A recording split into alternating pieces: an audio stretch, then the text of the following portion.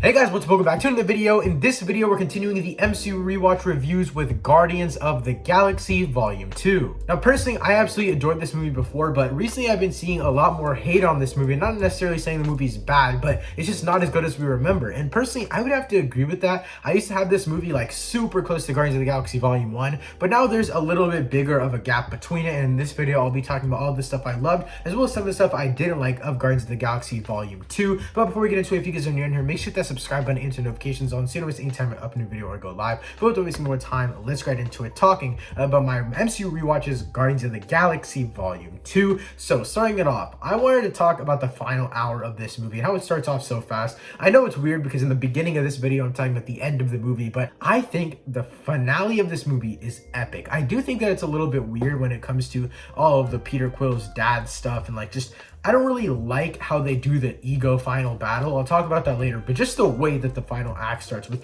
the Gamora and Nebula fight, as well as them fighting the Cavern of Skulls, and then Ego telling Peter Quill that he killed his mom but how it was necessary. And that's like the one thing that triggers Peter, and how everyone was so gullible about it except for Gamora. Gamora is the one that was like, there's something off about this. And the fact that everything just came together so quickly in the beginning of the final act slash like the last hour of the movie was just so well executed in my opinion, and it just flowed so perfectly. Also, Yondu's redemption storyline is so great to me. Now, I was talking to my friend Brantley, and we'll be talking about this on our podcast, Third Thoughts, but we're basically talking about how this movie has such a basic arc, and it's so simple, but it's still unique in a sense to the rest of the MCU. And so the story arc for this movie is basically family isn't just someone who's blood related to you. Obviously, Ego's blood related to Star-Lord slash Peter Quill, obviously, but Yondu's not blood related to Peter Quill, but he's his actual father, because that's like the whole message of this movie. And Yondu's whole redemption arc around this basic premise of a storyline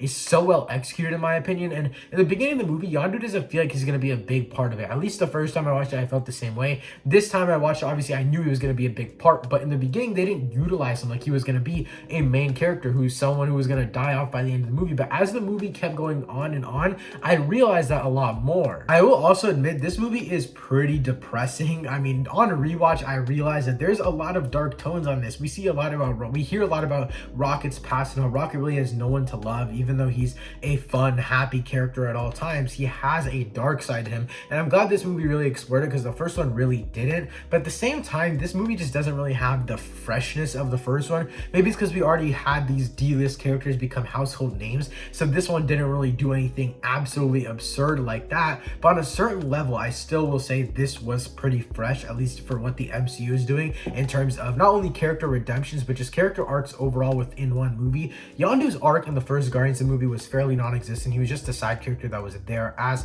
Star-Lord's dad. But in this movie, he has a real arc, and that's what I really like about his redemption arc. Also, this movie has so many emotional and dramatic moments. I think it's a really sad movie, honestly. I think this is one of the more sad MCU movies. I think this might be like top one, other than like Infinity War. Infinity War was really, really sad, I'm gonna be honest. Like the end of the movie almost had me in shambles. But this movie, I cry every single time Yondu dies. It doesn't matter. I see this movie like 3-4 times. I think every single time I've cried. Anytime I watch the clip on YouTube, I get emotional. It's so hard hitting because of everything that's happened in the entirety of the movie so far, and especially that conversation between Rocket and Yondu on the ship before they land on Ego's planet, where Yondu's like, I'm just like you, like we're both people who have no one around us that actually loves us, and we're just searching for love. Like that speech makes Yondu's death 10 times more impactful for me. And it's just, this movie's so emotional, and I think that's kind of where it leads into the bad part of this movie,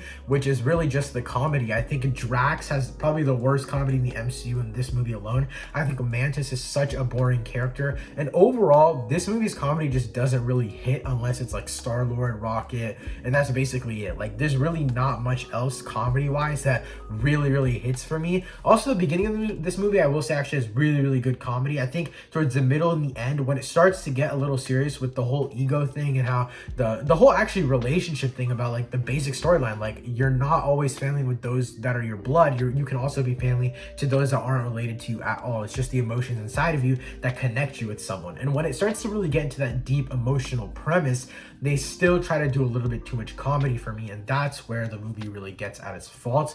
There's so much bad comedy in this movie, and it just does not work for me. Another bad thing is I I feel like the villain is just a little bit too large scale. As I mentioned before, I think the final battle with Ego is just not the best thing ever. I think it worked at first because of, again, all the emotion, the dramatizing of this whole relationship between Ego, Star-Lord, and then Yondu and Star-Lord, as well as all of the emotional elements between Nebula and Gamora, as well as Rocket and Groot, and just all of those emotional aspects play really well together, especially the Ego and Star-Lord one.